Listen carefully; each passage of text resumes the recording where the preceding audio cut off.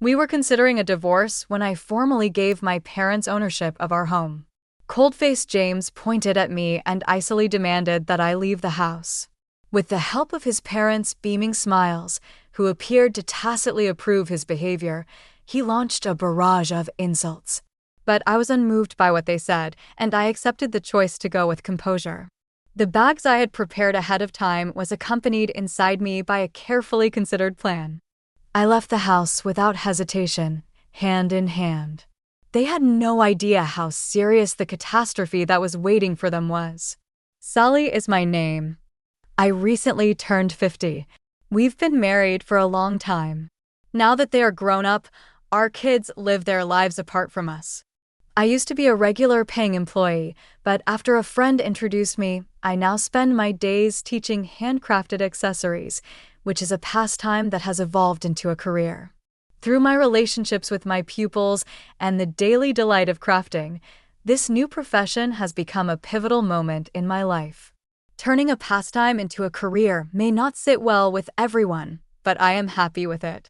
James and I happened to cross paths at my former workplace. He worked for a client company at the time, and our relationship grew stronger as we began to interact frequently at social events connected to his job. We finally decided to be married since we were in love. Our family was blessed with a healthy and active boy after 3 years of marriage. He is now contentedly married and leading a prosperous life after graduating from a renowned university.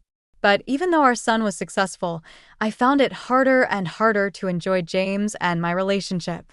As the years passed, James changed, exhibiting behavioral shifts. James, who used to be kind and attentive, turned demanding and treated me like a housekeeper.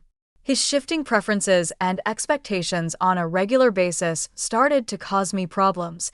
James has been irritable lately, accusing me of insignificant things, and verbal abuse has increased. My desire to leave this life and start over has been thwarted by an unpaid mortgage. James, however, left his work for no apparent reason and now spends his days relaxing at home. He rarely lends a hand with everyday tasks, so I'm left to handle everything by myself. I oversaw the financing for the recent reconstruction of the house, where we currently reside. I gradually accumulated money for its repair. I put a lot of effort into building this house, and it represents my goals and desires. If I go, I don't want it to end up in James's hands. Beyond the mortgage issue, this house symbolizes my dreams, with features like the spacious kitchen area reflecting my careful choices. Despite initial input from James on the house's design, I covered all the costs and wanted my wishes to be respected. Despite facing challenges, the house, with all its desired features, eventually became a reality, fulfilling our dream. I experienced a profound sense of joy about the reality of our new home. However, the cost of construction significantly surpassed our initial estimates, compelling us to take on a much larger loan than anticipated. Accepting such a substantial loan in our 50s was unexpected, but the prospect of the happiness our new home promised provided us with the energy to overcome this financial burden. On the flip side, James appeared somewhat sulky as his opinions and wishes were not well reflected in the house design. He expressed discontent, considering it unnecessary and akin to throwing money down the drain. Ignoring his complaints and grumbles, I pressed on. Gradually, he stopped talking to me and began resorting to childish behaviors, such as scattering trash and leaving things disorganized to provoke irritation. I wondered when this situation, this life, would come to an end, pondering these thoughts every day. A few months had passed since we moved into the new house, when suddenly, the doorbell rang. We weren't expecting any visitors that day, leaving me curious about who it might be. As I prepared to go to the front door, James surprisingly got up and headed there before me, possibly aware of the visitor's identity. After a while, cheerful voices and laughter emanated from the entrance. When the door to the living room slowly opened, revealing the visitors, I saw the faces of my unexpected in-laws, Harold and Alice. Honestly, I always felt pressure in my relationship with them. When we first announced our marriage, they treated me coldly, criticized me for my lower social status, and maintained an awkward attitude even on our wedding day. Their interference continued post-marriage, and each time I interacted with them, I wondered how to handle the situation. Despite thinking there had been some change or settling down due to lack of contact, their sudden visit surprised me. Greeting them politely, I felt a slight tension. But they passed by me without a word, intentionally ignoring my presence and bumping into my shoulder. They marveled at the house, expressing envy at the spacious and user-friendly kitchen. James proudly showcased the house to his in-laws, and upon their return, the expressions on their faces seemed satisfied. However, James's expression turned stern, and he suddenly raised his voice in anger towards me, instructing me to hurry up and prepare tea and snacks. Overwhelmed by his words, I hastily prepared tea and served snacks, but his parents seemed dissatisfied, commenting on the hospitality despite my efforts. Harold expressed dissatisfaction, and as they quickly finished the snacks and tea, he commented appreciatively on the house's interior. James, with a broad smile, invited his parents to live together in the house. Almost ignoring my presence, they listened to James's words and left. Leaving me watching their retreating figures, I felt the significant gap between James and me, witnessing him chatting and laughing joyfully with his parents, something I hadn't seen in a long time. Subsequently, in response to James's invitation, his parents began visiting our house more frequently. Initially, it was a few times a month, but it gradually increased to several times a week, eventually becoming almost daily. However, their criticisms towards me never ceased, and James showed no signs of curbing them. James's attitude of blaming me, coupled with his parents' intensified disapproval, became more pronounced. His complaints about me not listening and causing our son suffering were relentless. Despite facing daily difficulties, I found myself unable to voice the frustration in my heart. All I could do was offer words of apology. The in-laws' visits increased beyond anticipation, and they started visiting even more frequently during my absence. They would come along with James, leaving clear evidence of their activities at home: scattered beer cans, empty bottles, and traces of spilled alcohol that seeped into our new rug. Despite my protests, the new house began to smell of alcohol and felt dirty. I couldn't understand why, despite not contributing to the household, James was quick to complain. His involvement in gambling added another layer of worry, as remnants of used betting slips surfaced regularly. Explaining the risks of gambling and its impact on our finances seemed futile. The losses were a significant blow, especially since the money used for gambling was hard-earned through my tireless work. Nearly a month into the frequent visits from the in-laws, they targeted the times when I was out. One day, returning home early, I found them leisurely spending time in our house. Surprised, I confronted them, but their snarky words and indifferent attitude made it clear that they considered my presence bothersome. Frustrated and stressed by the insolent attitudes of James and his parents, I realized I had reached my limit. Instead of succumbing to emotions, I decided it was time to devise a plan to address the situation. Amidst this turmoil, an unusual event occurred. During a time when I was supposed to be away, the in-laws visited unexpectedly. Expressing surprise at their unusual timing, I sarcastically commented on their avoidance of my presence. Ignoring my remark, they boldly entered the house. James welcomed them with a smile, leading them to inspect various areas from the kitchen to the bathroom. Observing their meticulous checks, I sensed a hidden agenda behind their actions. Even as they left, they wore satisfied expressions, as if they had confirmed something. Curious and wary, I questioned their inspections and wondered if there was something they should tell me. I had cautioned James not to worry, emphasizing that it was none of his business.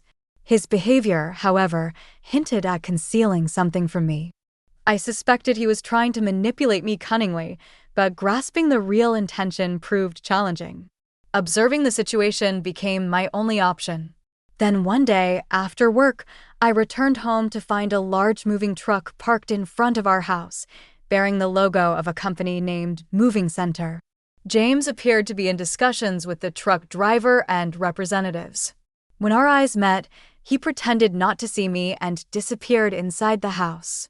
What shocked me more was the simultaneous arrival of my in-laws.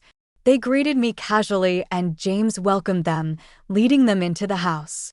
The atmosphere felt tense.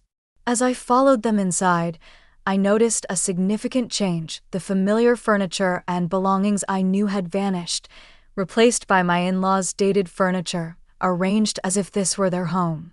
As I sat down on the sofa, they surrounded me with smirky smiles, conveying a sense of smugness. Their behavior indicated a pre-planned action, and though anxious, I decided to quietly wait and see what would unfold. The somewhat hurried gazes of my in-laws added to the atmosphere. They declared that there was something they needed to tell me, hinting at a hidden agenda. Bracing myself, I responded with vain calmness. James sighed deeply before admitting that he had sold the house to his parents. He proposed getting a divorce, and my in-laws nodded in agreement. Their smirky smiles suggested they were trying to toy with me. Despite the revelation, I remained unfazed.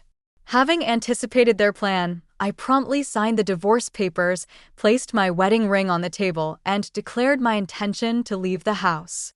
I had suspicions about the unnatural behaviors of James and my in-laws, especially since their frequent visits when I wasn't home. To confirm my suspicions, I installed surveillance cameras around the house and synced them with my smartphone. On the first day, I observed their daily conversations. However, one day I stumbled upon footage where James and his parents joyfully discussed selling the house. Shocked by this revelation, I decided to plan my next steps. Searching for a new residence, based on the information obtained from the surveillance cameras, I took the initiative to transfer the home loan from my name to James's. If they planned to remove me from our home, I believed they should take over the mortgage payments and responsibilities. The monthly mortgage, amounting to $1,900, was paid from my hard-earned salary. Doubting that James and his parents could afford this, I resolved not to provide any financial assistance. Free from the troublesome relationship, I moved to my new, well-arranged home with new furniture, ready to embark on a new chapter in my life. On my day off, I relished the prospect of thorough rest, sleeping in past noon. As I was about to doze off again, the doorbell abruptly rang. To my surprise, James and his in-laws stood at my doorstep, uninvited. I questioned their presence, and without answering, they intruded into my house.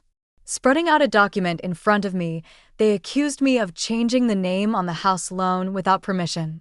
Expressing disbelief at their sudden appearance, I learned that right after leaving the house, they received documents about the loan name change.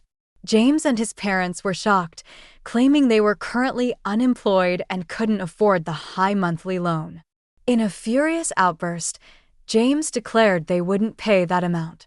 Attempting to enlighten them on the consequences of defaulting, I explained how interest and late fees could significantly increase the final payment. James initially seemed skeptical, but after searching for information online, his expression turned to one of shock and distress. I recommended looking for new employment for a fresh start. Their faces grew even paler as they realized the seriousness of the situation. They admitted to having no savings or assets, with James burdened by substantial gambling debts and no stable income. Frustrated, they pleaded for understanding and assistance, emphasizing the years they spent together. Unmoved by their pleas, I shut the door to escape their attempts to mend the relationship. Frustrated, they reported me to the police, leading to their removal from my property. Eventually, due to financial constraints, they relocated to a more affordable apartment on the outskirts of town. James secured a part-time job, supporting his family with that income. Meanwhile, my life remained unchanged, and I focused on my job. In my free time, I started a blog on handmade crafts, gaining attention and doubling my monthly income. Requests for me to serve as an instructor for workshops and courses increased. I had no thoughts of remarrying and planned to navigate life independently. Discovering an old household account book from the early days of my marriage brought back memories of our financial struggles. With a sense of resolve, I decided to build a new happiness on my own, placing the account book back on the shelf.